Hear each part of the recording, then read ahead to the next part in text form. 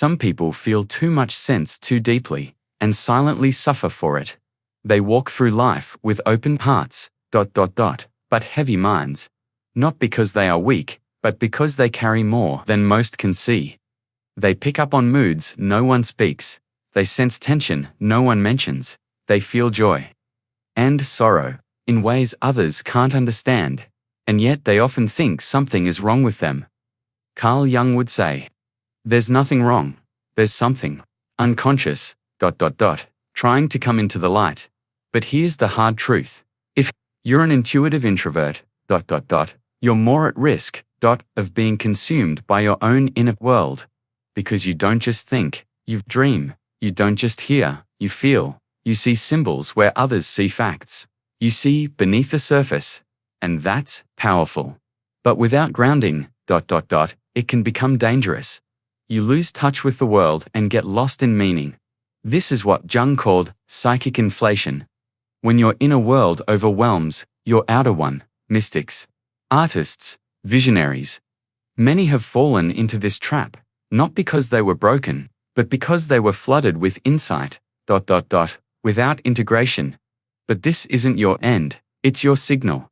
There is a path through this, and it begins with shadow work, not fixing, not judging, but facing all the parts of you, even the ones you've tried to ignore.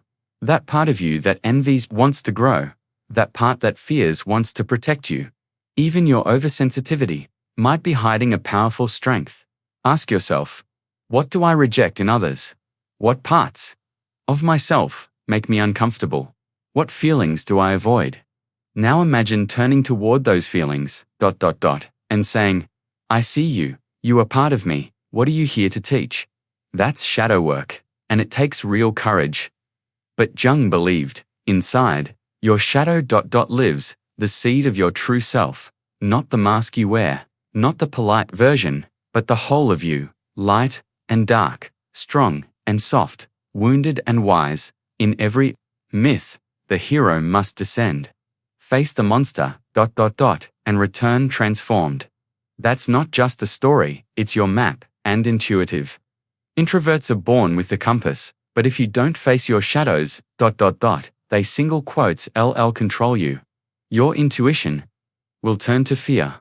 Your gifts will become burdens, and your inner voice, will fade into noise. So what now? First, start noticing the patterns. What keeps repeating? What keeps hurting? These aren't random, they're messages. Second, express what you feel. Write, paint, speak, create. Bring your inner world into form. This is how you meet your unconscious consciously.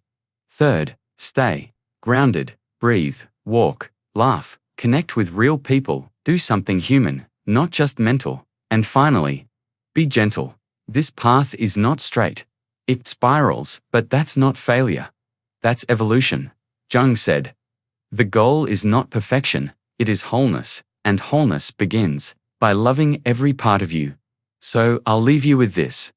What have you been too afraid to face? What have you buried, hoping it would disappear? And what might happen if you looked it in the eye and said, I'm ready to know you? Your pain isn't your weakness, it's your invitation. Let it guide you. What if the parts of you that feel too sensitive to interns, too different, are not your weakness? What if they're your superpower? Your deepest pain, might hold the key to your greatest strength.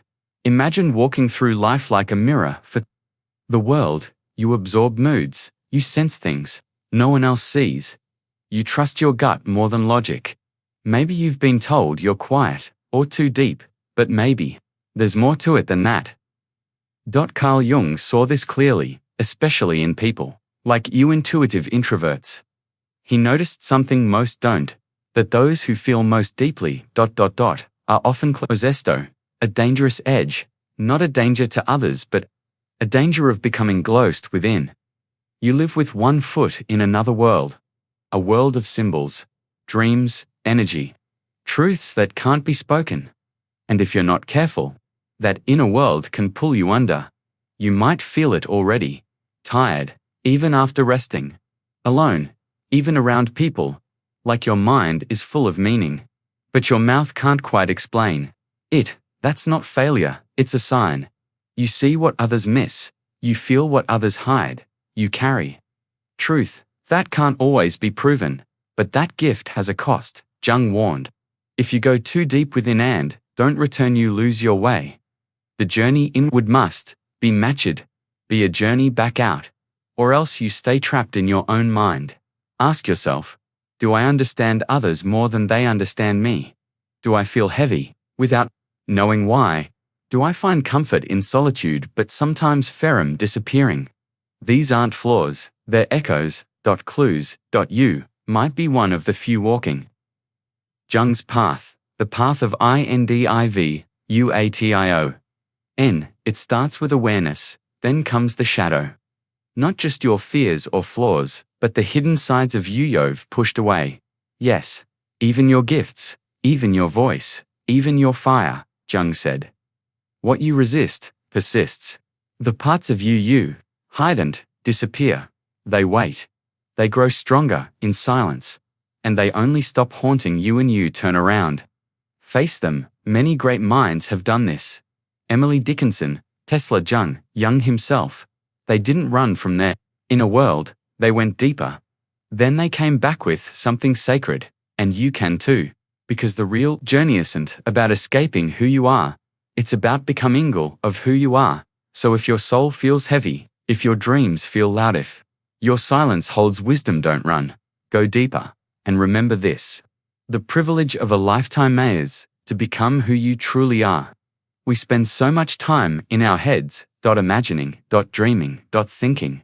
But if we forget the body, we lose the connection. You must feel your life fully in your breath, your bones, your skin.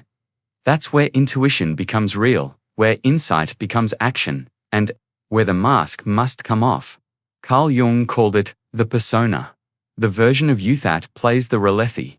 World expects. It's not bad, but it's not all of you. And when that mask becomes too tight, you forget who you are underneath it.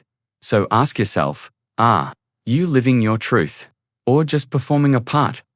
Are you hiding your depth, your sensitivity, just to avoid rejection? To reclaim yourself, you must let the mask fall.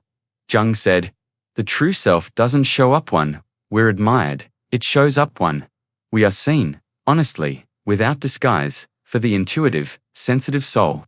This often means solitude, reflection, radical. Honesty, it also means courage, because showing your real self comes with risk, but it's also the only way to find the connection you always longed for. Relationships, segment Jung believed every relationship is a mirror. The people we meet reflect something inside us, especially the parts haven't yet understood. That's why relationships can trigger us. Not because people are too much, but because they show us what's still unresolved. When you idealize someone, or feel extreme reactions, you're likely projecting. And that's not weakness, it's a signal. Instead of blaming, ask, what is this showing me about myself? That's where the healing begins. When you take back your projections. When you face the shadow. When you honor your pain, you stop being a passive observer. You become the creator of your own life. Integration segment. You're not here to escape yourself. You're here to meet yourself, fully. And when that happens, you emit a different energy. Not from performance, but from presence. You begin to attract Thusuhu, see the real you, and your inner world starts shaping your outer life. Final transformation begins. Here's the final truth, the one that ties it all together. You were never here to become better. You're here to become whole. And wholeness doesn't mean perfection. It means integration. It means loving the wise part of you and the wounded one.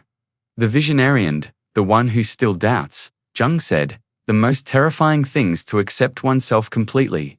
Not just the light, but the grief, the envy, the rage, the loneliness, and also the wisdom. The power, the quiet knowing. You are already whole, you just forgot. Closing reflection, everything you've been through. The darkness, the isolation, the questions, they weren't punishments, they were invitations. So now what? You act, you speak, you live in alignment with the truth that's always been in you. And if you forget, as we all do, remember what Jung taught: who looks outside, dreams; who looks inside, awakens. You weren't made to hide, you were made to awaken, to live as your full self. And if you're still listening, then you already know, this message was always meant for you.